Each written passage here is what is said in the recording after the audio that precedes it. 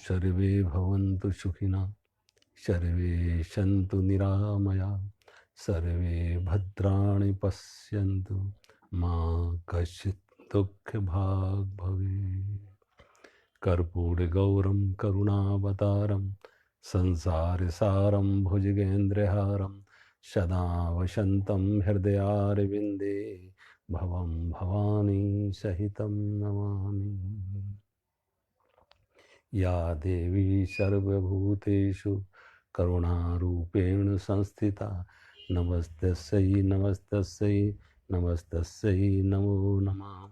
या देवी सर्वभूतेषु प्रेमरूपेण संस्थिता नमस्तस्यै नमस्तस्यै नमस्तस्यै नमो नमः। कल हम बात कर रहे थे कि भगवान श्री राम ने जब धनुष का भंजन किया तो भंजन करने से धनुष के टूटने की घोर ध्वनि हुई, गर्जना हुई और महेंद्र पर्वत पर परशुराम जी तपस्या कर रहे थे। जब महेंद्र पर्वत पर परशुराम जी ने ये धनुष के टूटने की घोर गर्जना सुनी, भयंकर ध्वनि सुनी, तो वो वहाँ से फरसा लेके दौड़ते हुए आते और महाराज जनक के दरबार में आते, जहाँ सीता का स्वयंवर के लिए तमाम राजा समूह एकत्रित था। सभी ने उनको प्रणाम किया, कुछ भयभीत होकर इधर उधर छिप रहे, कुछ उनको आगे आके उनकी प्रणाम कर रहे, खुशामद कर रहे। गुरु विश्वामित्र भी राम लक्ष्मण को लेके उनके पास आते, उनको प्रणाम किया।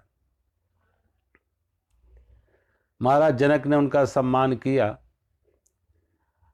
और फिर महाराज जनक से उन्होंने इस क्षत्रिय समूह के एकत्रित होने का कारण पूछा, क्योंकि परशुराम के आदेशानुसार कहीं भी कोई क्षत्रिय समुदाय एकत्रित नहीं हो सकता था।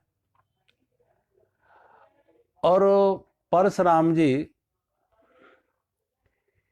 एक बार क्या घटना हुई कि परशुराम के पिता जमदाग्नि ऋषि के पास कामधेनु गाय की बेटी नंदिनी कामधेनु गाय थी और उस कामधेनु गाय को लेने के लिए सहस्राबाहु अर्जुन आता। उस सहस्राबाहु अर्जुन ने, अब उस कामधेनु गाय की विशेषता यह थी कि जो भी उनके पास कोई राजा महाराजा अतिथि मेहमान आगंतुक आए, वो कामधेनु गाय जो चाहो वो उस चीज उपलब्ध करा देती थी। रहने के लिए महल बन जाते थे, हर तरह के भोजन पकवान बन जाते थे, इच्छित फल देने वाली थी, जो इच्छा करो वो कामधेनु गाय उसे पूरी कर देती थी। तो वो ऋषि ने उसे रखा था संतों की सेवा के लिए, जमदाग्नि ऋषि ने। और ये कामधेनु गाय निकली थी जब समुद्र मंथन हुआ था। तो समुद्र मंथन से जो 9 रत्न निकले थे, जिसमें ऐरावत हाथी, वाजश्रवा घोड़ा, कौस्तुभ मणि, लक्ष्मी, हलाहल, जहर, सुरा और अमृत, उसमें से ये कामधेनु गाय निकली थी। तो कामधेनु गाय को संतों को दे दिया था। ये जमदाग्नि ऋषि के पास थी। एक बार सहस्राबाहु इनके पास आता, जमदाग्नि ऋषि के पास, और देखा कि साधन संत तो सामान्य सी एक घास की कुटिया में रहते हैं, लेकिन हमारी सेना और हमारे लिए संतों ने इतनी सुंदर व्यवस्था कैसे कर दी, रहने की, खाने की ऐसी सुंदर व्यवस्था कैसी कर दी जो राजाओं के राजमहलों में भी उपलब्ध नहीं है। तो उन्होंने पूछा तो बताया कि ये मेरे पास कामधेनु गाय है, जिसके कारण से ये इच्छित वर देने वाली, इच्छित फल देने वाली है, जो मांगो उसके कारण से। सहस्राबाहु ने उस गाय की मांग की, लेकिन संतों ने कहा, देखो, जमदाग्नि ऋषि ने कहा, देखो, पहली बात तो आप क्षत्रिय हैं और क्षत्रिय मांगते नहीं हैं। क्षत्रिय ब्राह्मण से मांगे, ये तो उल्टी परंपरा हो गई। बात होती है कि क्षत्रिय राजा होते हैं और ब्राह्मण उनसे अपनी जरूरत की चीज मांगते हैं, और तुम उल्टा है बल्कि हमसे मांग रहे हो, तो ये परंपरा के विपरीत है, मर्यादा के विपरीत है। दूसरी बात, इस गाय का हम उपयोग, कामधेनु का उपयोग सिर्फ अतिथि मेहमानों के सेवा के लिए करते हैं, अपनी व्यक्तिगत सुख सुविधा के लिए हम इसका उपयोग नहीं करते हैं। जमदाग ऋषि ने देने से इनकार किया तो सहस्राबाहु जमदाग ऋषि के साथ सेना थी, बलपूर्वक उस गाय को लेके जाता है। जब बलपूर्वक उस गाय को लेके गया,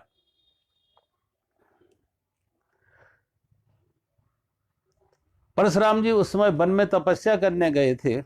घर वापस जब लौटे तो उन्होंने अपने पिता से ये सुना कि किस प्रकार से पिता का अपमान करके बलपूर्वक सहस्राबाहु कामधेनु गाय को लेके गया। परशुराम ने उसे युद्ध के लिए ललकारा और सहस्राबाहु का भुजाएं काट दी, पराजित किया और गाय लेके वापस आ जाते। तब से परशुराम जी के मन में क्षत्रिय समुदाय के प्रति एक क्रोध, वैर और बदले की भावना पैदा हो गई। और एक दो बार नहीं, परशुराम खुद कहते हैं कि मैंने 21 बार इस पृथ्वी को क्षत्रियों से विहीन किया। तो उनके आदेशानुसार कहीं भी कोई क्षत्रियों की सभा नहीं हो सकती थी। लेकिन आज जब यहां देखा महाराज जनक के दरबार में क्षत्रियों का समुदाय, तो क्रोध में पूछा कि महाराज जनक, ये क्षत्रियों का समुदाय तुमने क्यों एकत्रित किया, किसकी आज्ञा से? तो महाराज जनक ने कारण बताया कि मेरी बेटी सीता के स्वयंवर की हमने घोषणा की थी और सीता से विवाह रचाने के लिए ये देश देश से तमाम राजे महाराजे आए हैं, और उसके लिए मैंने एक शर्त रखी थी कि जो धनुष का भंजन करेगा उसके साथ सीता का विवाह होगा। तो जब धनुष भंजन की बात गई तो उनके टूटे हुए शिव धनुष की तरफ उनकी दृष्टि गई, तो और ज्यादा क्रोध में आग बबूला हो गए। कहा, जनक तूने ये शिव धनुष भी तोड़वा दिया जो मैंने तुझे पूजा के लिए दिया था। और भरी सभा में उन्होंने कहा कि जिस किसी ने भी इस धनुष का भंजन किया है, कृपया करके वो सभा से अलग हो जाए, अन्यथा आए हुए सभा में सभी राजा मेरे द्वारा दंडित होंगे, सभी मेरे हाथों मारे जाएंगे। जब सभी को मारने की बात कही तो भगवान राम उस सभा से उठते हैं और हाथ जोड़ के परशुराम जी के सामने आता, और परशुराम जी के सामने आके कहा, महाराज ऋषिवर, इस धनुष को तोड़ने वाला कोई आपका एक शिष्य ही होगा, आपका दास ही होगा। तो जब कहा कोई आपका दास होगा, तो परशुराम जी ने कहा, राम, दास का काम सेवा करना होता है, सेवक का काम सेवा करना होता है, ना कि तोड़फोड़ करना और दंडता दिखाना। और जिसने ये तोड़फोड़ की है, ये उद्दंडता दिखाई है, धनुष का भंजन किया है, वो सहस्राबाहु की तरह मेरा दुश्मन है, क्योंकि सहस्राबाहु ने मेरे पिता का अपमान किया था और शिव धनुष को तोड़ने वाले ने मेरे गुरु का अपमान किया। तो आज वो सभा से अलग हो जाए और मैं अपने फरसे से उसका सिर विच्छेदन करेंगे, उसका सिर काटेंगे। नाथ शंभु धनु भंजन हारा, नाथ शंभु धनु भंजन हारा, होए है कोई एक दास तुम्हारा। आपका कोई एक दास होगा। तो परशुराम जी ने कहा, नहीं, सेवक का काम सेवा करना होता, ना कि तोड़फोड़। सेवक सो जो करे सेवकाई, और अरे करनी करे करे ही लड़ाई।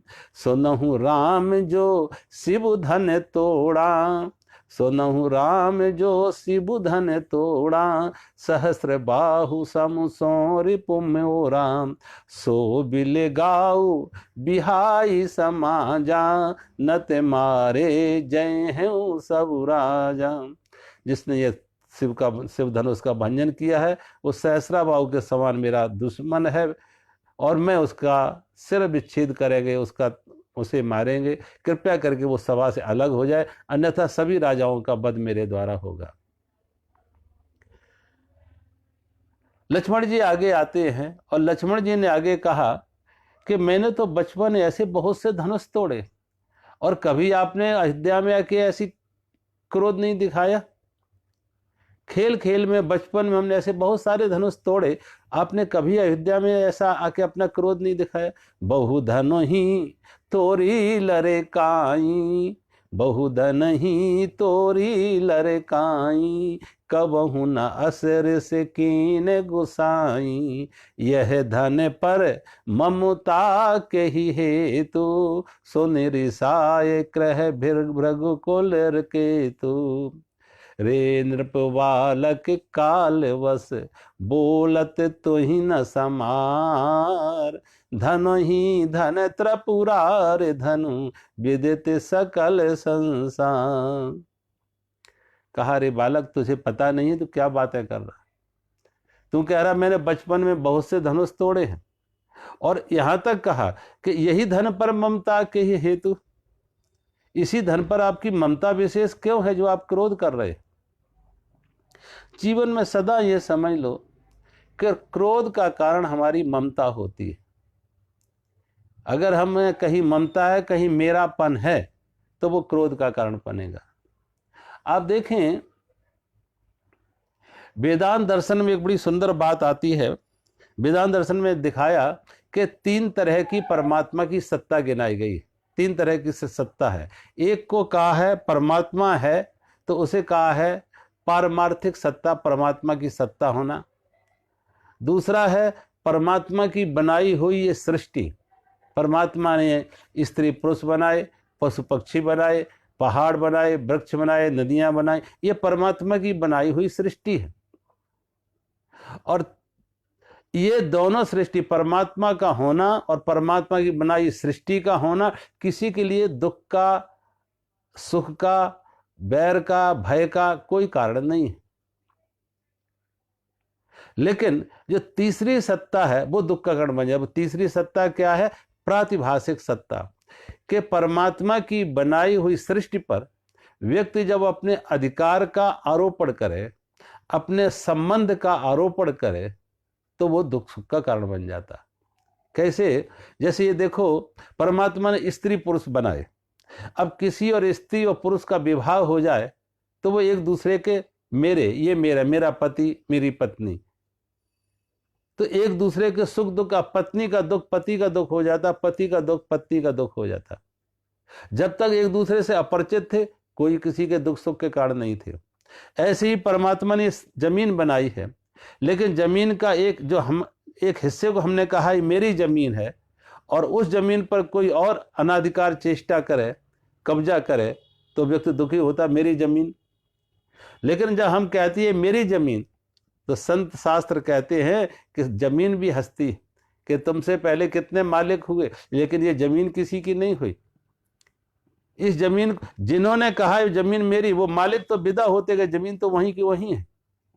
तो परमात्मा की बनाई हुई सृष्टि पर हम अपने अधिकार का, संबंध का आरोपण करते हैं, मेरे का संबंध बनाते हैं, तो वो दुख का कारण हो जाता।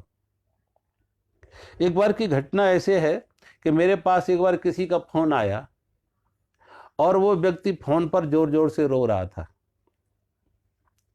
10 मिनट तक रोता रहा। 10 मिनट रोने के बाद मैं बार बार उससे ये पूछ रहा था, अरे भाई क्यों रो रहे हो, क्या कारण है, क्या बात हो गई, किस लिए रो रहे हैं? तो उसके रोने को देखकर मुझे ऐसे लगा कि इसका पिता बीमार चल रहा था, लगता शायद इसके पिता को कहीं कुछ हो गया हो, इसलिए इतना जोर जोर से विलाप कर रहा है। 10 मिनट रोने के बाद जब मैंने बार बार उससे प्रश्न दोहराया, भाई क्या बात है, क्यों रो रहे हो, क्या कारण हो गया, क्या बात हो गई, तो 10 मिनट रोने के बाद वो कहता, महाराज स्वामी जी मेरा कुत्ता मर गया, मेरा कुत्ता मर गया। मुझे हैरानी हुई कि शायद अपने बाप की मौत पे भी इतना ना रोए जितना एक कुत्ते की मौत पर रो रहा। अब कुत्ते तो कितने मरते हैं गलियों में, सड़कों पे, लेकिन कुत्ता मेरा था। कुत्ते की मौत का दुख नहीं है, मेरा कुत्ता, जो मेरा कुत्ता है, जो मेरा कुत्ता नहीं मरा, कुछ मैं भी मर गया उसमें से, मेरा अंश भी कुछ मरा। ऐसे ही जहां जहां हम अपनी आसक्ति को, अपने ममत्व को आरोपण करते हैं, वो दुख का कारण हो जाता है। किसी बूढ़े आदमी के मकान में आग लगी, बूढ़ा छाती पीट पीट के रो रहा, मैं बर्बाद हो गया, मिट गया, सारे जीवन की कमाई आग खत्म हो गई। लोग उसके मकान की आग बुझा रहे हैं और वो जोर जोर से रो रहा है। एक व्यक्ति ने उसको आके कहा, बाबा क्यों नाहक परेशान होते हो, क्या तुम्हें नहीं मालूम तुम्हारे बेटे ने ये मकान तो बेच दिया है। जब उसे ये मालूम हुआ कि उसके बेटे ने ये मकान बेच दिया तो उसने कहा, हाँ बेटे ने मुझसे पूछा था कि ये मकान बहुत पुराना है, जर्जर है, क्या इसे बेच दिया जाए, तो मैंने अपनी अनुमति दी थी कि ये मकान बेचेंगे तो दूसरी कोठी अलग कहीं पालेंगे।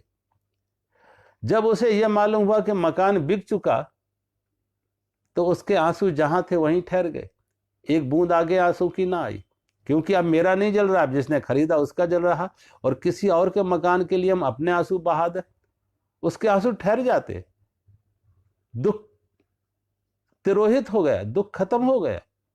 वो भी बाल्टी लेके पानी लेके बुझाने की चेष्टा कर रहा। इसी बीच में वो रोता हुआ उसका बेटा आता, और जब बेटा रोता हुआ दुकान से घर आया तो बाप ने पूछा, बेटा तुम क्यों रो रहे हो, तुमने तो ये मकान बेच दिया है, तुम क्यों रो रहे हो। जब उससे पूछा, बेटा तुम क्यों रो रहे हो, मकान तो तुमने तो बेच दिया, अब जिसने खरीदा वो रोए। उसने कहा, पिताजी बिका कहाँ था, अभी तो बात ही चली थी और उसने तो लेने से इनकार कर दिया था, ये तो अपना ही जल रहा है। जैसे कहा अपना जल रहा है, वो फिर बाल्टी फेंक के छाती पीटने लगता, मैं मिट गया, बर्बाद हो गया, लुट गया, जीवन भर की कमाई चली गई। अब सोचो दुख का कारण क्या है, घर की आग या मेरा।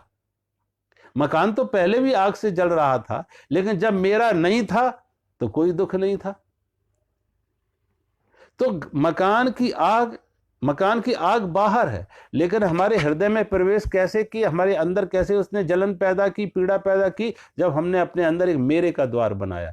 जब मेरे का द्वार बनाया तो बाहर की आग अंदर प्रवेश करके हमें भी जलाने लगी, दुखी करने लगी। तो जहां जहां हम ऐसे मेरे के संबंध का आरोपण करते हैं वो दुख का कारण होता है। इसलिए रामचरितमानस में देखा, भगवान राम ने जब लक्ष्मण जी को कहा माया क्या है, तो कहा यही माया, मैं और मोर, मैं और मोर तोरते माया, मैं और मोर तोरते माया, जेहि बस कीने जीव निकाया, गो गोचर जहाँ लगे मन जाई, सो सब माया जानऊ भाई। यही माया है मैं और मेरा, अहंकार और ममता। इसलिए गीता में आप देखें बार बार लगभग भगवान कृष्ण हर अध्याय में कि अगर जीवन में शांति चाहते हो तो मैं और मेरे से, अहंकार और ममता से मुक्त होना होगा। निर्ममो निरहंकारा स शांति मद गच्छति। शांति कब मिलेगी, जब अहंकार और ममता से मुक्त हो। तो ये दोनों कारण, इसलिए लक्ष्मण जी ने कहा यही धन पर ममता के ही हेतु। इसी धन पर ममता क्यों है, और ममता ना होती तो दुख का कोई कारण नहीं था। इतने लोग यहाँ पर बैठे कोई दुखी नहीं हो रहे, एक परशुराम जी को छोड़ के, क्योंकि कहीं आपकी ममता विशेष है और ममता के कारण कोई संबंध जोड़ा है। अब बात रही तुमने संबंध कैसे जोड़ा है, तुम कहते हैं धनुष तुम्हारा तो नहीं है, धनुष भगवान शिव का है और भगवान शिव ने वो धनुष परशुराम को दिया और परशुराम ने वो धनुष जनक जी को दिया। अब जब शिव ने परशुराम को दे दिया तो शिव जी दुखी नहीं कि मेरा धनुष टूट गया, और अब परशुराम ने वो धनुष जनक को दे दिया, तो देने का मतलब है अपने अधिकार का त्याग कर दिया। अब जनक की संपत्ति हो गई, वो धनुष जनक की संपत्ति है, जनक का अधिकार है, और जनक जी दुखी हो रहे हैं कि इस धनुष को तोड़ने वाला कोई नहीं है। लगता है विधाता ने मेरे लिए कि मेरी कन्या के लिए कोई वर ही नहीं बनाया, मेरी कन्या अविवाहित रह जाएगी। जनक का दुख समझ सकते थे कि जनक के कन्या विवाहित ना रह जाए, एक बाप की पीड़ा समझ सकते हैं। लेकिन अब महाराज जनक तो दुखी नहीं है धनुष को तोड़ने के, जिनकी संपत्ति थी, इन्होंने संबंध कैसे जोड़ दिया परशुराम जी ने, और परशुराम जी दुखी हो रहे। तो लक्ष्मण जी कह यही धन पर ममता के हेतु आपने कैसा कारण बनाया, किस कारण से कौन सा संबंध बना के आपने ममता बना के दुखी हो रहे। क्योंकि दुख का हर समय, और एक बात ध्यान रखना, अहंकार और ममता अन्योन्याश्रित हैं, म्यूचुअल डिपेंडेंट हैं, एक दूसरे के पूरक हैं। ऐसे मान के चलो जैसे एक दिए में दिए की लौ जल रही है, तो वो दिए की लौ जो है, फ्लेम है, वो कब तक, ज्योति कब तक जलेगी, जब तक जितना उसमें घी भरा है, तेल भरा है, घी भरा है। घी खत्म हो गया तो उसकी ज्योति बुझ जाएगी। ऐसे ही अहंकार की ज्योति जलती है और मेरे का, ममता क्या घी पड़ता है। मैं को जिंदा रखने के लिए मेरों की बैसाखियां खड़ी लगाने पड़ती हैं। तो मैं की ज्योति जलती रहे, अहंकार की ज्योति जलती रहे, वो तभी तक जलेगी जितने ज्यादा मेरे का। तो व्यक्ति जो इस मेरे का विस्तार कर रहा है, मेरे को फैला रहा, मेरा ये मेरा ये मेरा ये, वो इसलिए नहीं, जितना ज्यादा मेरे होगा उतना ज्यादा मैं होगा। एक व्यक्ति मेरे पास आया, मैं किसी मंडी में कथा कर रहा था, तो एक व्यक्ति मेरे पास आया भोजन के लिए आमंत्रित करना। मुझसे आके कहा, महाराज जी आप मेरी गली में कई बार आए हैं, मैं चाहते कल आप मेरे घर भी भोजन के लिए आए। मैंने कहा आ जाएंगे। तो वो कहने लगा, स्वामी जी आपको मेरा घर तो मालूम होगा। मैंने कहा मुझे तो नहीं मालूम आपका घर, मैं तो पहले आपके घर नहीं आया। तो कहा आप मेरी गली में तो बहुत। मैंने कहा गली में तो गए होंगे, लेकिन आपके घर तो नहीं गए, इसलिए मैं आपका घर नहीं जानते। जब मैंने कहा आपका घर नहीं जानते, तो वो अपने घर का परिचय देने लगा। स्वामी जी जब उस गली में आप आओ और देखना, जो सबसे ऊंची कोठी हो, जो सबसे ऊंची कोठी वही तो मेरी है। मैं उसकी आंखें देख रहे थे आकाश में कहाँ तक जा रही। सबसे ऊंची ये कोठी ऊंची नहीं हो रही है, व्यक्ति का अहंकार ऊंचा हो रहा है। जितनी ऊंची कोठी उतना ऊंचा मैं। तो कोठी ऊंची नहीं हो रही, उसका अहंकार। जितनी बड़ी कार उतना बड़ा मैं, जितनी बड़ी पद उतना बड़ा मैं। तो ये जो दौड़ है, ये अहंकार को पोषण देने के लिए। जितने ज्यादा मेरे का विस्तार होता है, ममता अहंकार को बढ़ाती है, ये मेरे इस मैं को और तेज करते हैं। तो ये एक दूसरे के पूरक हैं। एक राजा ने अपने पुत्र को किसी अपराध में देश निकाला दे दिया। अब राजा का बेटा था, बहुत कुछ तो उसे आना नहीं था, आता नहीं था। अपने उदर पूर्ति के लिए वो भिक्षा याचना करता। ऐसे लगभग 10-15 साल बीत गए। एक दिन राजा के मन में बड़ा पश्चाताप हुआ कि देखो, अब मैं तो बूढ़ा हो रहा, और मैं इस उम्र में, मेरी मौत के बाद इस राज्य का उत्तराधिकारी कौन बनेगा। एक ही बेटा था, उसे मैंने देश निकाला कर दिया। माना उसने गलती की थी, भूल हुई थी, उससे अपराध हुआ था, क्षमा किया जा सकता था, लेकिन मैंने तो उसे देश निकाला कर दिया। और अब लगता है मेरे बाद ये इस सिंहासन रिक्त रह जाएगा, सूना हो जाएगा। तो उसके मन में बड़ी पश्चाताप है, आत्मग्लानि है। तो उसने अपने मंत्री को कहा, तुम जाओ मेरे बेटे को खोजो, शायद वो कहीं मिल जाए। मंत्री उस राजा के बेटे की खोज में रथ पर बैठ के एक शहर से दूसरे शहर, दूसरे शहर से तीसरे शहर, दूर दूर तक खोजता रहा, लेकिन उसे बेटे का कोई पता ठिकाना न मिला। जब वो मंत्री वापस लौट रहा था अपने राज्य को, तो एक शहर में नजदीक उसने देखा कि एक भिखारी सड़क पर भीख मांग रहा है। पहले तो उसने सोचा हम किनारे से, बगल से अपना रथ निकाल लें, लेकिन जब रथ उसका नजदीक आया तो उसे लगा इस व्यक्ति को मैंने कभी देखा है, भले ये भिखारी हो, लेकिन भिखारी को मैंने कभी कहीं देखा है। जब मंत्री का रथ और नीचे नजदीक आया तो उसने देखा वो भिखारी जो कपड़े पहना है उसमें सोने की जरी चमक रही थी। यद्यप वस्त्र फटे हुए थे, चिथड़े थे, लेकिन फिर भी उसमें सोने की जरी चमक रही थी। मंत्री नजदीक आया और पहचान लिया यही राजा का बेटा है। जब घर से निकला था तो राजसी वस्त्र पहन के निकला था, जरी के, सोने की जरी के कपड़े पहने था। अब कपड़े तो जर्जर हो गए थे, लेकिन जरी अभी भी चमक रही थी। मंत्री नीचे उतरा। मंत्री ने उस भिखारी के पैर छुए और कहा, तुम राजकुमार हो, तुम्हारे पिता ने तुम्हारे अपराध को क्षमा किया, और तुम्हारे पिता तुम्हारी प्रतीक्षा में है कि तुम वापस लौटो। तुम्हारी राज तिलक की तैयारी हो रही है, तुम्हें राजा बनाया जाएगा। एक क्षण तक जो भिखारी था, भिक्षा पात्र लिए था, दूसरों के सामने गिड़गिड़ा रहा था, हाथ फैला रहा था, मांग रहा था। जैसे उसे मालूम हुआ कि मैं राजा बनने वाला हूं, मेरे पिता ने मेरे अपराध क्षमा किए, मैं राजा बनूंगा, वो भिक्षा पात्र फेंक देता। भिक्षा पात्र में पड़े सिक्के सड़क पर बिखर जाते और रथ पर आके बैठ जाता। मंत्री को आदेश देता कि मेरे लिए वस्त्रों की व्यवस्था करो, स्नान की व्यवस्था करो। अब एक क्षण तक, 2 मिनट तक वो कुछ नहीं था, अब राजा हो गया। अब उसका सारा का सारा मेरे वापस लौट आए। मेरा पिता उसे मिला, मेरा राज्य उसे मिला, महल मिले, अधिकार मिले, सारा कुछ उसे मेरा मिल गया, अब उसका अहंकार की ज्योति तेज जलने लगी। जो अहंकार उसका बुझने जैसा था, टिमटिमा रहा था, बुझने जैसा था, क्योंकि सब मेरे छिन चुके थे, पिता छिना, राज्य छिना, अधिकार छिना, सारे संबंध छिने, लेकिन आज एक साथ वापस आ गए, तो उसके मेरे के आने से अहंकार का दिया और तेज हो गया, अहंकार की ज्योत जलने लगी। तो ये मेरे जो इकट्ठे किए जाते इसीलिए कि जितने ज्यादा मेरे होंगे उतना ज्यादा मजबूत मैं होगा।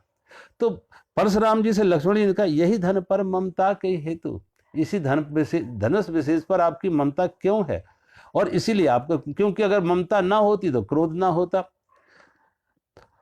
तो परशुराम जी ने कहा, रे मूर्ख बालक, तुझे ये मालूम नहीं भगवान शिव का धनुष है, तो छोटी छोटी धनुष से इसकी तुलना कर रहे हैं।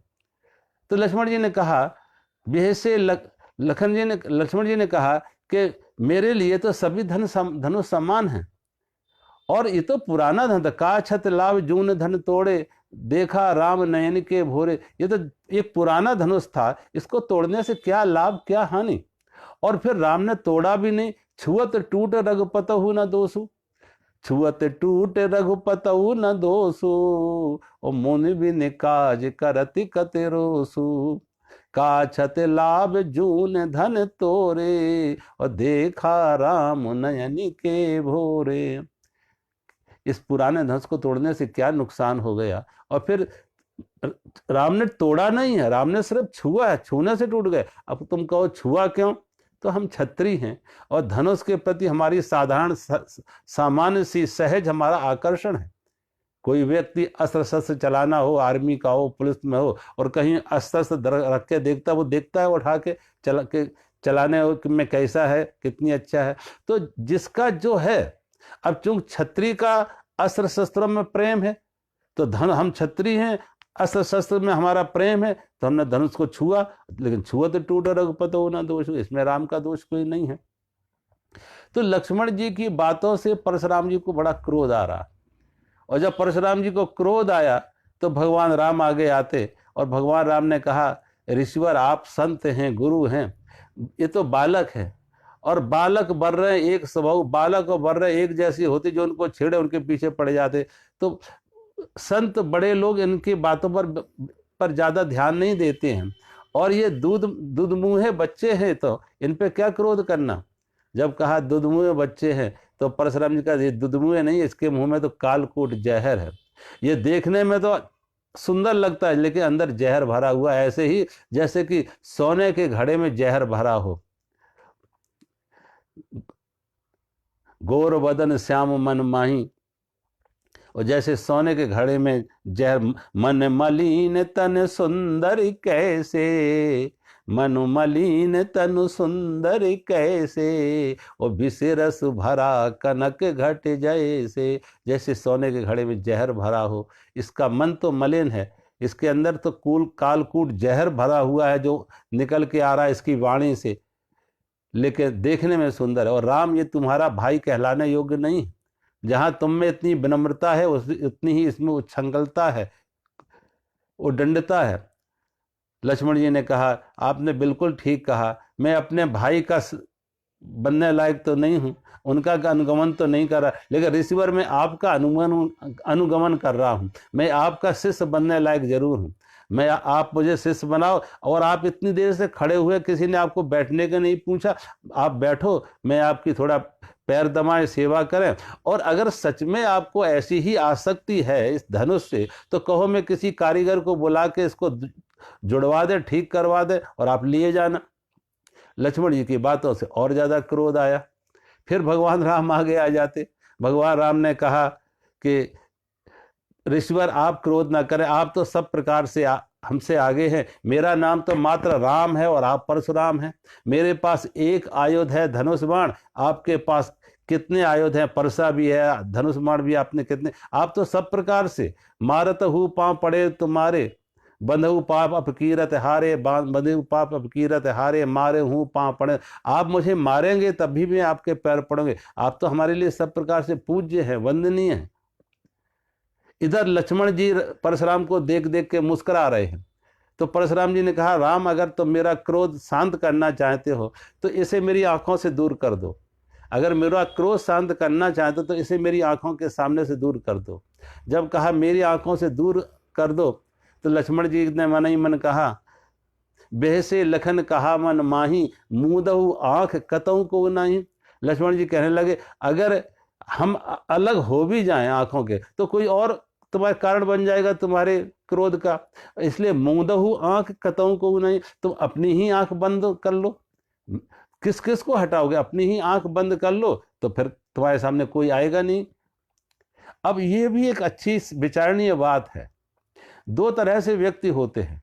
एक तो ये कहते हैं कि जगत बदले जैसा मैं चाहता हूं, जैसा मैं चाहता हूं ऐसा जगत हमारे पड़ोसी बदल जाए, हमारे परिवार के लोग बदल जाए, हमारे आसपास का सारा परिवेश बदल जाए, सरकार बदल जाए, यहाँ तक भगवान भी बदल जाए जैसा हम चाहते हैं। हम भगवान भी वही वही करे जो मैं कहूँ। एक व्यक्ति की उसे हम कहते हैं नास्तिक है, अधार्मिक है, जो बाहर की वस्तुओं को बदलने की चेष्टा करा। धार्मिक व्यक्ति वो है, आस्तिक वो है जो बाहर की वस्तुओं को बदलने की चेष्टा नहीं करता, स्वयं को बदल लेता है। हम बदलेंगे जग बदलेगा। स्वयं को जो बदल ले वो सुखी हो सकता है, और जिसने दूसरों को बदलने की चेष्टा की वो कभी सुखी नहीं हो सकता है। सुखी होना है तो एक ही उपाय है कि कैसी परिस्थिति कुछ भी हो लेकिन अपनी मना स्थिति बदल लो। हम अगर अपने को बदल लें तो हर परिस्थिति में हमें सब ठीक है, जो है सब भगवान की कृपा है, किसी भी तरह से हमें कोई शिकायत नहीं हुई। एक बार भगवान बुद्ध का एक भिक्षु जा रहा था सड़क पर, उसके पैर पे एक पत्थर लगा, नाखून टूटा, खून निकलने लगा, और वो हाथ उठा के आकाश की तरफ भगवान को कहता, प्रभु तेरी बड़ी कृपा है, दाता तेरी बड़ी कृपा है। पास जाते लोगों ने देखा, अरे ये क्या कह रहा है, इसके पैर में तो पत्थर लगा है, चोट लगी है, खून निकल रहा है, और ये भगवान से कह रहा प्रभु तेरी बड़ी कृपा है। उन लोगों ने कहा, अरे तुम भगवान को शिकायत करो, तुझे चोट लगी है। उसने कहा, नहीं, मेरा कोई अपराध रहा होगा पैर तोड़ने जैसा, लेकिन देखो भगवान की कृपा, उसने पैर ना तोड़ा, मात्र एक नाखून तोड़ के ही मुझे मुक्त कर दिया। मेरे इतने बड़े दोष को छोटी सी सजा देके मुझे मुक्त कर दिया। और ऐसे संत का पैर भी टूटे तो भी वो यही करेगा, प्रभु तेरी बड़ी कृपा है, मेरा अपराध रहा होगा मृत्यु दंड जैसा, लेकिन तूने मौत ना देखे, मात्र पैर तोड़ के मुझे मुक्त कर दिया। और मौत भी हो जाए तो भी वही कहेगा, प्रभु तेरी बड़ी कृपा है, तूने मुझे आवागमन से मुक्त कर दिया। कहने का अर्थ है, जो व्यक्ति परमात्मा के अस्तित्व में श्रद्धा रखता है, विधि के विधान को स्वीकार करता है, वो किसी भी परिस्थिति में उसके वाणी पर शिकायत का भाव नहीं आता है। जो है वो परमात्मा का प्रसाद है, स्वीकार की प्रवृत्ति होती है, और स्वीकार की प्रवृत्ति आ जाए तो दुख का कभी कोई कारण नहीं है। फिर हम दूसरों को नहीं बदलने की चेष्टा कर, स्वयं को बदल लेते हैं। दुनिया कैसी भी हो, चाहे जितने बाहर कंकड़ पत्थर कांटे हों, लेकिन हम स्वयं जूते अपने को पहन लो, और अगर अपने पैर में जूते पहन लो, वो कांटे तुम्हें दुख का कारण नहीं बनेंगे। तो लक्ष्मण जी ने कहा कि ज्ञानी वो है कि मूंदहु आंख कतऊ को उनाई। वो ज्ञानी वो है जो स्वयं को बदल ले, और अज्ञानी वो है जो दूसरों को बदलने की चेष्टा कर रहा, स्वयं को नहीं। दूसरे कितने भी बदल जाएं तब भी कहीं ना कहीं तुम्हें दुख का कारण बना ही रहेगा। सारी दुनिया को बदलने का कोई उपाय ही नहीं है कि सारी दुनिया, सारी प्रकृति, सारा पशु पक्षी, सारा ब्रह्मांड आप बदल सके, इसलिए कहीं ना कहीं दुख का कारण बना रहेगा। तो मूंदहु आंख कतऊ को नहीं, स्वयं को बदलोगे तो ही एक सुख का कारण होगा कि हम दुख से मुक्त हों। अब यहाँ पे परशुराम जी का क्रोध चल रहा था, इसी बीच में भगवान राम सामने आते और भगवान राम के वक्ष स्थल से उनका पीताम्बर हट जाता। जैसे पीताम्बर हटा, परशुराम जी ने देखा भगवान के राम के वक्ष स्थल पर भृगु ऋषि के चिन्ह। एक बार भगवान जब बैकुंठ में सोए हुए थे, भृगु ऋषि उनके पास जाते और विष्णु के छाती पर लात मारी। भगवान विष्णु उठ के बैठ जाते, ऋषि के पैर छुए और कहा, महाराज आपको चोट तो नहीं लग गई? आपके पैर तो कोमल हैं, चरण कमल हैं, ये कोमल हैं, आपके पैरों को चोट नहीं तो लग गई? मेरा शरीर तो वज्र जैसा, आपको चोट तो नहीं लग गई? अब भृगु ऋषि ने लात मारी विष्णु को, लेकिन भगवान विष्णु उनके पैर को सहला रहे, महाराज आपको चोट तो नहीं लग गई? क्षमा बड़न को चाहिए छोटन को उत्पात, का रहीम हर को घटो जो भृगु मारी लात। तो बड़ा वो है जो क्षमा का भाव रखे, और छोटे तो अपराध करेंगे। ये बड़ा कौन है? जो क्षमा करे, वो बड़ा। उम्र कुछ भी हो, जिसमें क्षमा का भाव है वो उम्र, वो बड़ा है। और जिसके अंदर क्रोध की प्रवृत्ति है, बदले की भावना है, वो किसी भी उम्र में हो, लेकिन वो अभी भी बचपना है, अभी उसमें प्रौढ़ता नहीं आई है, वो नासमझ है, वो अज्ञानी है।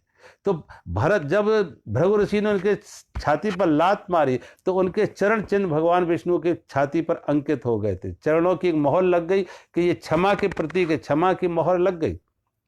आज जब भगवान ने अपना वक्ष स्थल से उनका पीताम्बर हटा तो परशुराम जी के भगवान के वक्ष स्थल पर भृगु ऋषि के चरण चिन्ह अंकित देखे तो वो समझ जाते कि ये कोई सामान्य राजकुमार नहीं, ये तो साक्षात महाविष्णु प्रकट हुए हैं अवतार लेके। तो उन्होंने कहा मैं पहचान लिया आपको, अब कृपया करके मेरा जो थोड़ा सा और संदेह रहा है उस संदेह का भी निवारण कर दो। कि आपका दिया हुआ ये धनुष है, कृपया करके इसको, धनुष को लेके इसकी प्रत्यंचा चढ़ा के मेरे संदेह का निवारण करो। जब उस धनुष को भगवान राम की तरफ बढ़ाया, कि विष्णु का दिया हुआ परशुराम के पास धनुष था, जब परशुराम जी ने उस विष्णु धनुष को भगवान राम की तरफ बढ़ाया तो वो धनुष अपने आप खिंच के भगवान के हाथों चला जाता। राम रमापति कर धन लेहू, और खेचत चाप मिटय संदेहू। तो देत चाप आपन चल गयऊ, देत चाप आपन चल गयऊ, और परस राम मन विस्मय भयऊ। वो चाप धनुष अपने आप खिंच के राम की तरफ, अपने स्वामी की तरफ चला जाता। तो परशुराम के मन में संदेह कि निश्चित ही कोई सामान्य राजकुमार नहीं है, ये विष्णु के अवतार हैं। और परशुराम जी भगवान की जय जयकार करते हुए महेंद्र पर्वत पर चले जाते हैं। अब परशुराम को अवतार तो दिखाया है, लेकिन आवेश अवतार है। और ये देखो, ये कोई अच्छी बात नहीं है कि कितनी बार, 21 बार परशुराम खुद कहते बाल ब्रह्मचारी अति क्रोधी विश्व विदित क्षत्रिय कुलद्रोही, कि मैं विश्व विदित हूँ, क्षत्रियों का द्रोही हूँ। अरे बाबा, क्षत्रियों के सब अपराधी तो नहीं थे, ये सब अपराधी थे, सभी को मारते जाओ, सभी को मारते, अपराधी को भी मारो, निरपराधी को भी मारो, निर्दोष को भी मारो। ये कोई समझ वाली बात नहीं थी, ये अज्ञान की बात थी, अहंकार की बात थी, झूठी बात थी। और वही जिन क्षत्रियों के कुल द्रोही थे, उसी क्षत्रिय कुल में भगवान राम का जन्म हुआ, और उन्हीं के सामने उनको नतमस्तक होना पड़ा, समर्पित होना पड़ा, सिर झुकाना पड़ा उन्हीं के सामने। तो कहने, कभी भी मन में इस तरीके की किसी के प्रति पूर्वाग्रह नहीं बनाओ कि ये इस जाति के लोग खराब हैं, इस वर्ग के लोग खराब हैं, इस वर्ण, किसी के प्रति पूर्वाग्रह नहीं बनाओ है। उनमें कुछ अच्छे भी हो सकते हैं, बुरा भी हो सकता है, और अच्छे बुरे की कोई जाति नहीं होती, अच्छे बुरे सब जगह होते हैं, हर वर्ण व्यवस्था में होती है, हर घर में होते हैं, हर जगह होते हैं। तो उनके प्रति पूर्वाग्रह मत बनाओ कि इस जाति विशेष के लोग अच्छे हैं, उस जाति विशेष के लोग बुरे हैं, ये ऊंचे हैं, ये नीचे हैं।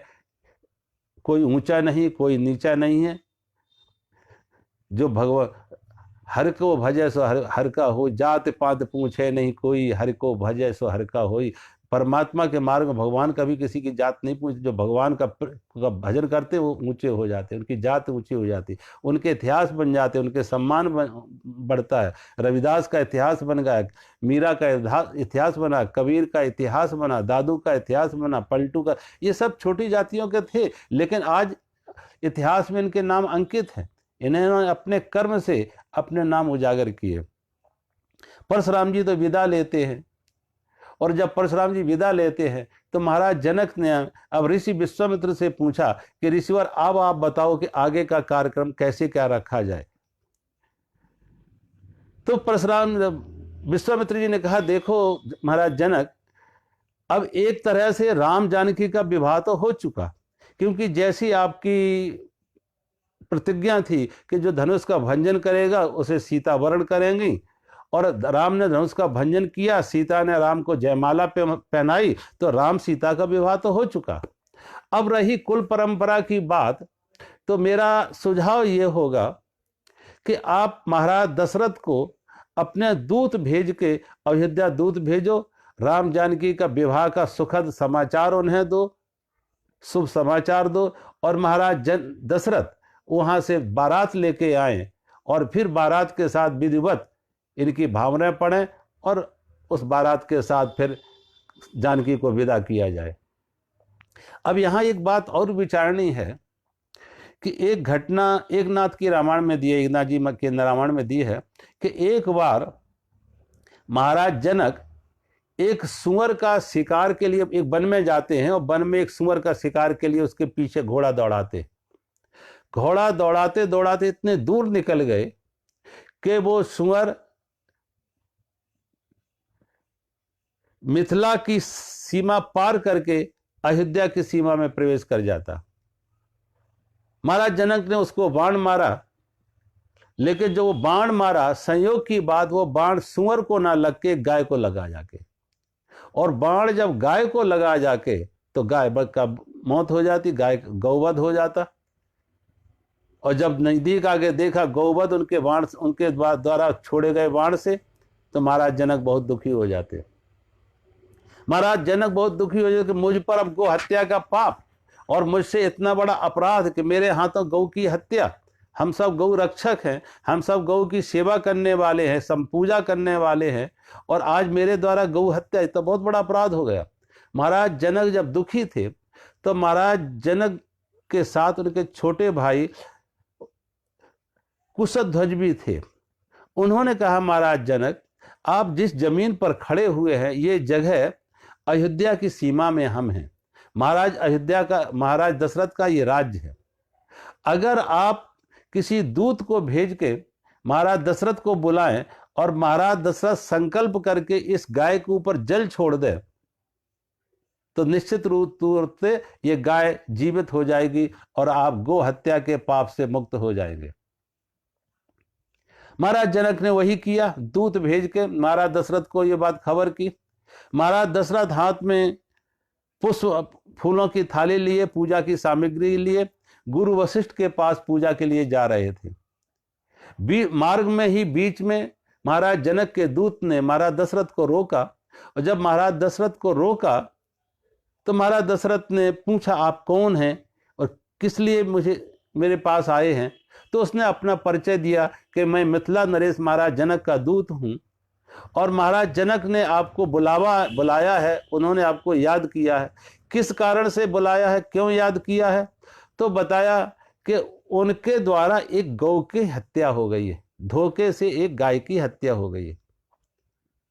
जैसे महाराज दशरथ ने सुना कि गौ की हत्या उनके राज्य में, एक क्षण तो उनके हाथ से पूजा की सामग्री गिर जाती, महाराज दशरथ दुखी हो जाते हैं। अब उन्होंने देखा उनका तो पूजा का टाइम था, तो उन्होंने देखा मेरा तो जाना असंभव है क्योंकि मेरा पूजा का टाइम है गुरु के पास जाने का। तो उन्होंने पास में देखा एक सफाई कर्मचारी सफाई कर रहा था, उसको बुलाया और उसको एक कलश देते हुए, पानी का कलश देते हुए कहा कि जाओ उस गाय के ऊपर ये संकल्प लेकर जल छोड़ देना कि हे परमात्मा, अगर महाराज दशरथ मनसा वाचा कर्मणा सब तरह से निष्पाप हैं तो उनके पुण्यों का फल ये हो कि गौ जीवित हो जाए। और जब ये कह के उसने जल छोड़ा तो गाय जीवित हो जाती, महाराज जनक गो हत्या के पाप से मुक्त हो जाते। अब जब ये सीता स्वयंवर की बात चली तो छोटे भाई राजा कुशध्वज ने, मंत्रियों ने महाराज जनक को ये सलाह दी कि आप महाराज दशरथ को भी आमंत्रित करें सीता स्वयंवर के लिए, कि उनके यहाँ भी 4 राजकुमार हैं, आप उन्हें सीता स्वयंवर में आमंत्रित करें। लेकिन महाराज जनक ने उनको आमंत्रित नहीं किया, बार बार कहा, उन्होंने इनकार किया कि नहीं, महाराज दशरथ को नहीं बुलाना, महाराज दशरथ को नहीं बुलाना। तो मंत्रियों ने कारण पूछा कि महाराज आप क्यों नहीं बुलाना चाहते हैं? उनके यहाँ 4 राजपुत्र हैं, बड़े राजा हैं, सम्माननीय हैं, पुण्यवान हैं, उन्हें आप क्यों नहीं बुलाना चाहते हैं? तो महाराज जनक ने कहा, मैं इसलिए नहीं बुलाना चाहते कि एक गो हत्या के पाप से मुक्त करने के लिए उन्होंने एक सामान्य सफाई कर्मचारी को भेज दिया। उनके पास समय नहीं था, सामान्य कर्मचारी को भेज दिया, और उसने भी उसके पुण्य से, उनके प्रताप से गो हत्या, गौवध, गो जीवित हो जाती और मैं गो हत्या के पाप से मुक्त हो गया। आज फिर मैं उन्हें बुलाऊं और कहीं महाराज दशरथ के पास फिर समय ना हो और फिर वो किसी दूसरे कर्मचारी को, सफाई कर्मचारी को किसी को भेज दूं और वो आके यहाँ धनुष तोड़ के सीता का विवाह करा ले, वो मैं ऐसा जोखिम नहीं लेना चाहता कि मेरी कन्या ऐसे किसी सामान्य व्यक्ति के साथ विवाह करे, इसलिए मैं उन्हें नहीं बुलाया। अब जिसे नहीं बुलाया था वो बिना बुलाए वहां पहुंचे महाराज भगवान राम गुरु विश्वामित्र के साथ और सीता को वरण किया। अब महाराज जनक ने अपने दूत भेज के महाराज जनक के पास भेजा। जब दूत महाराज जनक के पास भेजा और विवाह का उस शुभ लगन पत्र लेके, निमंत्रण लेके, राम जानकी के विवाह का सुंदर समाचार लेके जब भेजा महाराज दशरथ के पास, तो महाराज दशरथ को के सामने वो आते अपना परिचय दिया, मैं महाराज जनक के दूत। महाराज दशरथ ने आने का कारण पूछा तो उन्होंने वो पत्र सामने दे दिया कि ये महाराज जनक का लिखा हुआ पत्र है। और जब वो पत्र उन्होंने पढ़ा कि राम जानकी के विवाह का सुखद समाचार, तो महाराज दशरथ इतने प्रसन्न होते कि अपने गलों से सुंदर कीमती मोतियों की माला उतार के उन दूतों को देने लगते। जब उन दूतों को मोतियों की माला देने लगते तो उन दूतों ने कहा, महाराज दशरथ आप ऐसा अनर्थ ना करें, ये न्याय नहीं है, ये परंपरा के विपरीत है। महाराज दशरथ ने कहा, इसमें क्या अन्याय है, क्या परंपरा के विपरीत है? आप दूत हैं महाराज जनक के और आपने ये मुझे सुखद समाचार दिया, शुभ समाचार दिया, मैं आपको ये भेंट दे रहा कि नहीं, मैं कन्या पक्ष से हूं, आप वर पक्ष से हैं और कन्या पक्ष वाले वर पक्ष से भेंट नहीं लेते हैं। महाराज दशरथ ने कहा, कन्या तो महाराज जनक की है, आप तो उनके सेवक हैं।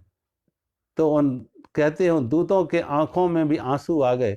कहा, महाराज वो कन्या महाराज जनक की नहीं है, वो कन्या हमारी भी है, वो हमें भी उतना ही सम्मान देती है पिता की तरह, जैसे महाराज जनक को जो सम्मान देती है, वो कन्या इतनी प्रिय है, सभी को इतना सम्मान देती है कि वो हम सब के लिए हमारी बेटी की तरह है।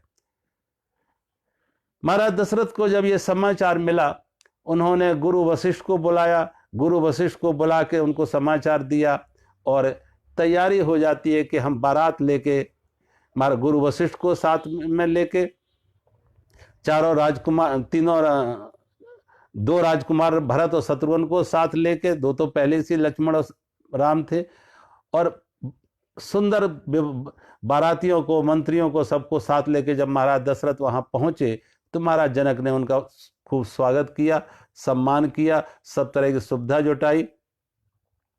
फिर प्रस्ताव रखा,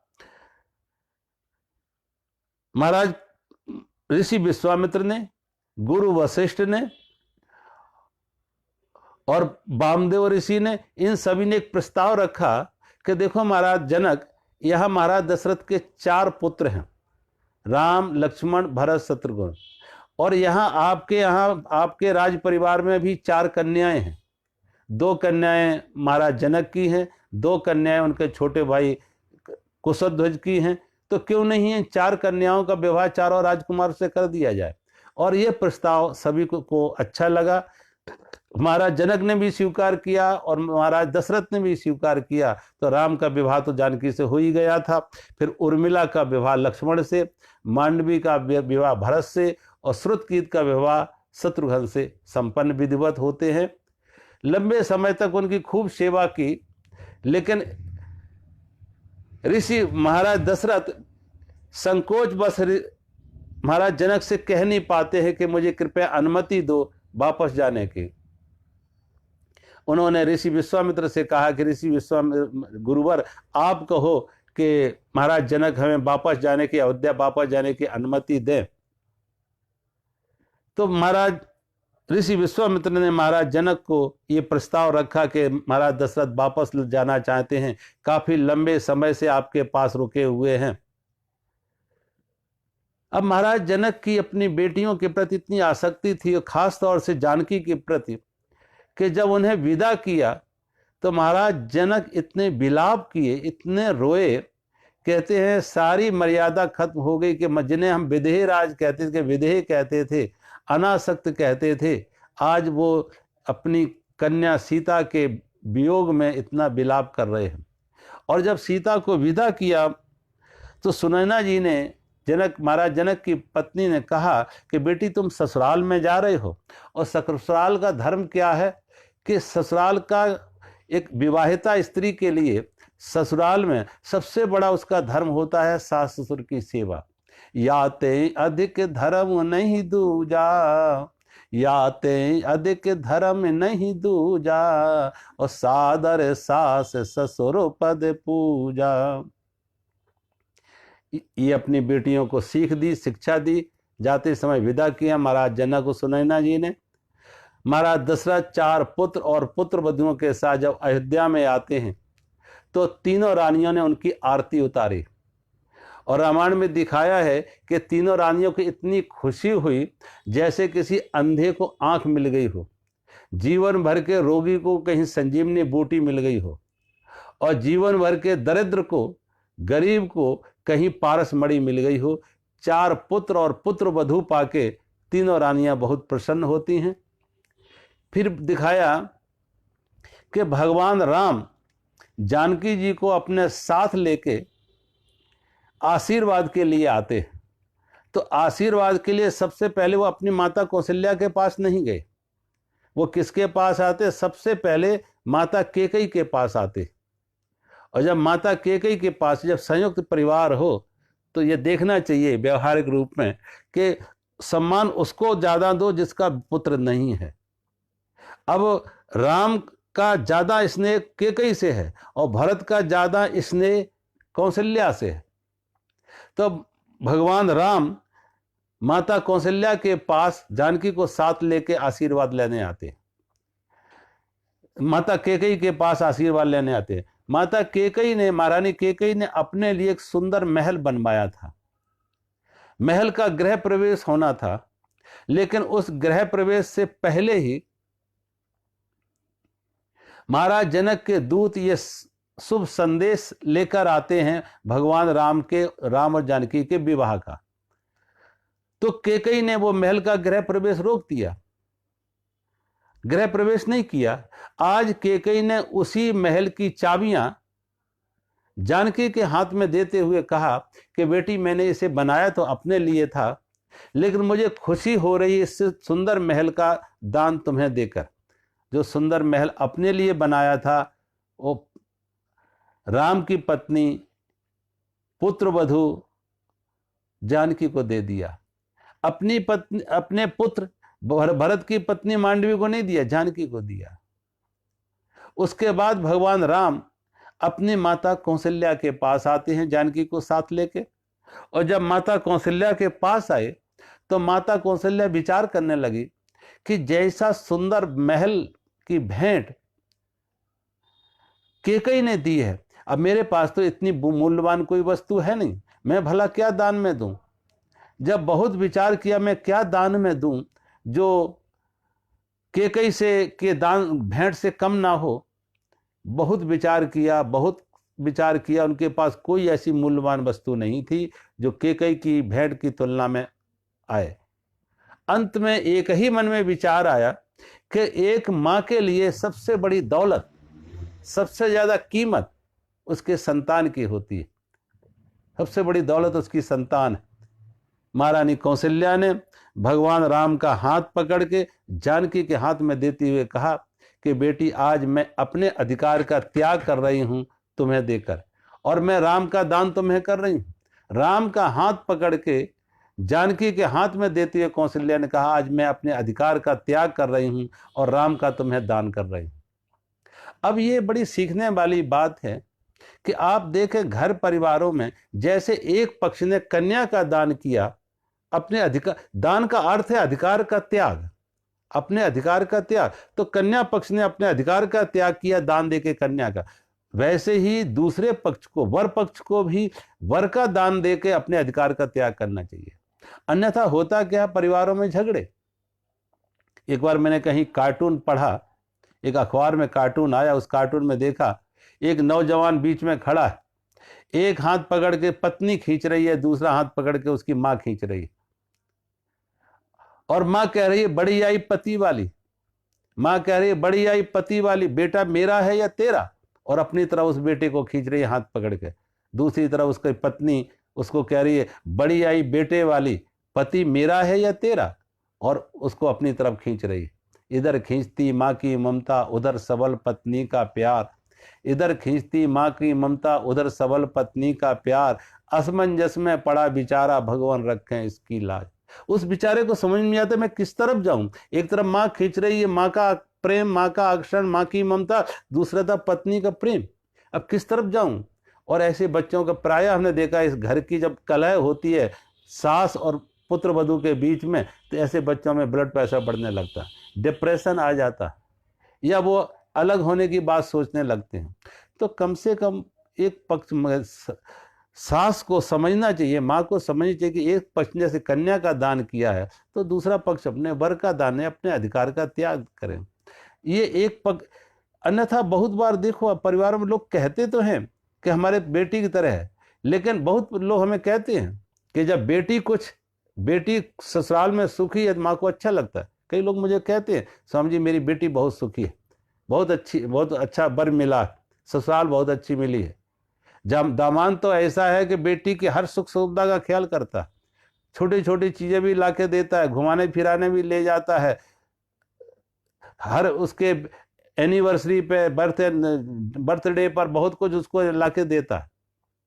अब दामाद ये सब करता बेटी के लिए तो माँ खुश हो रही, लेकिन यही अगर बेटा करे पुत्र वधू के लिए तो माँ को ईर्ष्या हो जाती है कि बेटा अगर पुत्र वधू के लिए करे तो उसको ईर्ष्या हो जाती है कि अब तो मेरी ये सुनता नहीं, ये तो अपनी घरवाली का ही हो गया।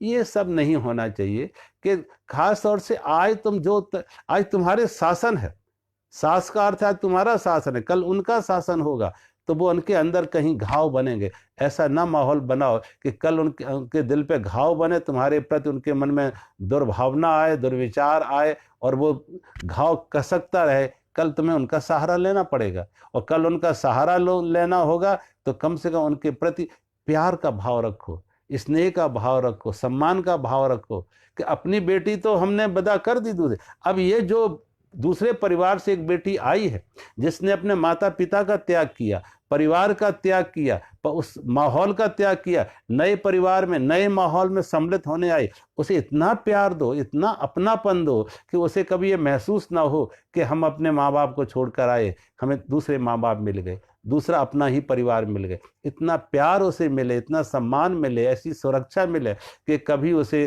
कहते हैं ना ससुराल में ऐसा प्यार मिले मायके की कभी ना याद आए। तो इतना प्यार मिले कि वो अपना सब कुछ, इस घर के लिए ही तो उनका जीवन है समर्पित, और कल वो तुम्हारे सहारा बनेंगे वृद्धावस्था में, बुढ़ापे के। अब दूसरी तरफ इसलिए महाराज दशरथ ने तीनों रानियों को बुला के कहा कि तुम्हारी जो 4 पुत्र वधू हैं, ये पुत्र वधू के साथ कैसा व्यवहार करो। बधू लरकनी पर घरे आई, बधू लरकनी पर घरे आई, और राखऊ नयन पलक की नाई। कैसे रखो इनको, राखो नयन पलक की नाई। जैसे आंख पर कोई चोट आए तो पलक बीच में आ जाती है पुतली को बचाने के लिए, अपने ऊपर चोट ले लेती है लेकिन आंख की पुतली को बचा लेती है पलक। ऐसे ही माताओं को कहा, रानियों को कहा, ये है तुम्हारी आंख की पुतली और तुम बनो इनकी आंखों की पलकें। बधू लरकनी पर घर आई, राखो नयन पलक की नाई। जैसे नयन आंख रखती है, आंख पलकें रखती है आंख को सुरक्षा, ऐसे ही करो। तो कहने का अर्थ है उनके साथ इतना प्रेम का सौहार्दपूर्ण व्यवहार हो कि उनको ऐसा लगे नहीं कि मेरे माँ बाप नहीं है, कुछ नई जगह हम आ गए हैं। दूसरी तरफ पुत्र वधुओं को भी चाहिए कि जैसे महारानी सुनैना ने ये बात कही है कि याते अधिक धर्म नहीं दूजा, सादर पास सास ससुर पूजा। इससे बड़ा कोई और धर्म नहीं है एक पतिव्रता स्त्री के लिए कि उसके सास ससुर साक्षात हैं। जिन माता पिता ने अपने बेटे को कितनी मुसीबत से पाला पोषा, बड़ा जन्म दिया, पाला पोषा, बड़ा किया, बड़ी उम्मीदें बनाई, बहुत तरह के स्वप्न देखे उनके लिए, उनसे कि ये मेरे बुढ़ापे का सहारा बनेगा, और कल उनसे उनकी बुढ़ापे के कोई सहारा छीने, वो बुढ़ापे की लकड़ी छीने, तो स्वाभाविक है उनका मन टूट जाता है, उनका जीवन पूरी तरह से विखंडित हो जाता है। तो ऐसा ना हो। और एक बात मैं और बताऊं कि हमने देखा है कि जिन परिवारों में जो अपने माता पिता का ध्यान रखते हैं, सम्मान करते हैं, सुख सुविधा का ध्यान करते हैं, उनके बच्चे उनका भी वही मान सम्मान करते हैं। जो अपने माँ बाप का नहीं करते, उनके बच्चे उनका मान सम्मान नहीं करेंगे। वो पुराना एक दृष्टांत आता है कि कोई अपने बूढ़े माँ बाप को मिट्टी के बर्तनों में भोजन देता। बूढ़े थे, बीमार रहते थे, तो मिट्टी के बर्तन में उनको भोजन देते थे। और जब वो भोजन कर लेते तो अपने बेटे को बुला के कहते, बेटा ये बर्तन बाहर फेंक देना। बेटा फेंकता तो नहीं, उसको धो के, बाश करके, साफ करके, धो के एक अलमारी में चिन चिन के संभाल के रख दिया। संयोग की बात, एक दिन बाप ने अलमारी खोली और देखा बर्तन धुले हुए वही जो खा के हमने कहा था फेंकने को, बेटे ने फेंके नहीं, उनको संभाल के रखा।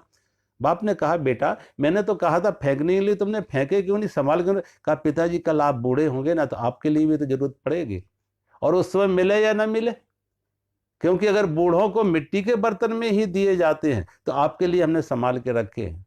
तो बच्चे कहने से नहीं सीखते, वो देखते हैं कि हमारे माता पिता ने हमारे दादा दादी के साथ कैसा व्यवहार किया है, और अगर उनको प्रेमपूर्ण सौहार्द मिला है, प्रेम सेवा मिली है, प्रेम मिला है, तो निश्चित ही तो वो बच्चे भी। और फिर तो कर्म का फल कि अगर हमने बीज बोया, वो माता पिता तो हमारे लिए खेत हैं, जैसा हमने बीज बोया है वैसे ही हमारी संतानें कल हमें देने वाली हैं। तो इसीलिए हमारे शास्त्र में कहा कि घर में माता पिता से ज़्यादा बड़ा और कोई धर्म नहीं, और कोई देवता नहीं है। आज तुम्हारे लिए मंदिर, मस्जिद, गुरुद्वारे सब पीछे की बातें हैं, पहले तुम्हारे घर में प्रत्यक्ष तुम्हारे माता पिता हैं। कई में स्त्रियों को हम देखते हैं, घर में वृद्ध माता पिता हैं, सास ससुर हैं, और उन्होंने कहा बेटा एक कप चाय बना के दे दो, वो कहते नहीं बनाएंगे, पहले हमें मंदिर हो आने दो। अब सास ने, ससुर ने जो चाय मांगी तो वो कहते हम बनाएंगे, पहले हमें मंदिर। और मंदिर गई तो मंदिर में जाके वो और सहेली भूल जाती कि हमारे सास ने या ससुर ने चाय मांगी थी, घंटे भर बाद आती है। अरे बाबा, तुम पत्थर की मूर्ति में भगवान दिख रहे हैं, और साक्षात सजीव भगवान की जो मूर्ति है सास ससुर उनमें नहीं दिख रहे, जिन्होंने एक अपने पुत्र को बड़ा करके सब तरह से योग्य बना के रूप में। तो कृपया करके इस तरीके का व्यवहार करें कि उन बूढ़े माता पिता के दिल पर जख्म ना बने। आज मुझे बड़ा सुन के हैरानी होती जब लोग कहते हैं वृद्धाश्रम। अरे कहाँ वृद्धाश्रम होना चाहिए? वृद्ध माता पिता से, अपने बच्चों से अलग रहेंगे। अब उन वृद्धों को मात्र भोजन वस्त्र नहीं चाहिए, उन वृद्धों को अपने संतान से सम्मान भी चाहिए, प्यार भी मिल चाहिए। अगर दूर वो चले भी जाते हैं तब भी उनका दिल अपने बच्चों से रहता है कि हमारे बच्चे कैसे होंगे, हमारे ग्रैंड चिल्ड्रन कैसे होंगे। तो वो जो ग्रैंड चिल्ड्रन के प्रति उनकी ममता है, आसक्ति है, लगाव है, वो वृद्धाश्रम में पूरी नहीं होती। हर बार उनके बारे में सोचते रहेंगे। तो आज चाहिए कि अगर तुम अपने माँ बाप को सम्मान नहीं दोगे, वृद्धाश्रम में भेजोगे, तो निश्चित मान के चलो ठीक सब का सब ऐसा ही तुम्हारे जीवन में भी दोहराया जाएगा। तुम्हें भी अपनी संतानों से सम्मान नहीं मिलेगा, और तुम्हें भी किसी न किसी वृद्ध आश्रम में जाके आश्रय लेना पड़ेगा। तो कृपया करके घर में वृद्ध आश्रम नहीं, माता पिता हैं। अगर तुम घर में जैसे मंदिर बनाते हो, माता पिता की सेवा, इससे बड़ा कोई मंदिर, इससे बड़ा कोई मूर्ति, इससे बड़ा कोई भगवान नहीं है। तो आगे का जो और कार्यक्रम है कि भगवान राम के विवाह के बाद फिर अयोध्या में आगे क्या कुछ हुआ, वो प्रसंग हम कर लेंगे। आज कथा को यहीं विराम देते हैं। हरि ओम।